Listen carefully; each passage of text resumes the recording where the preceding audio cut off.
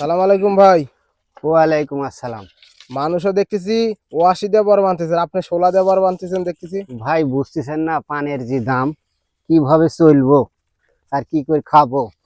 আর মনের দুঃখে সোলা দিয়ে বানতেছি, ওয়াশি না কিনতে পারি। কেন ৮০ দাম মেলা? ওয়াশির দাম মেলা। এক কান ওয়াশি কিনতে গেলে ৬,০০০ কম হয় না ভাই, ভালো ওয়াশি। আবার পাটের খাদ দেওয়া লাগবে ভালো মন্দ, পাটের খাদ না দিলেও ওদিকে এক জ্বালা যে শালার কামে গেছে ভাই, খাদ দেয় না ভালো মন্দ। এখন কোন দিক যাবো ভাই, ওই জন্য পাড়ির সাথে আমিও লেগে গেছি বাঁধতে। লাস্টে নিরুপায় হয় পাটের সাথে লাগেছেন কাজে। হ্যাঁ, কি করবো। হাতে এক দুই পিলে বানলে এক পাটির দাম পাইছি কেন ৬০০ খান টাকা।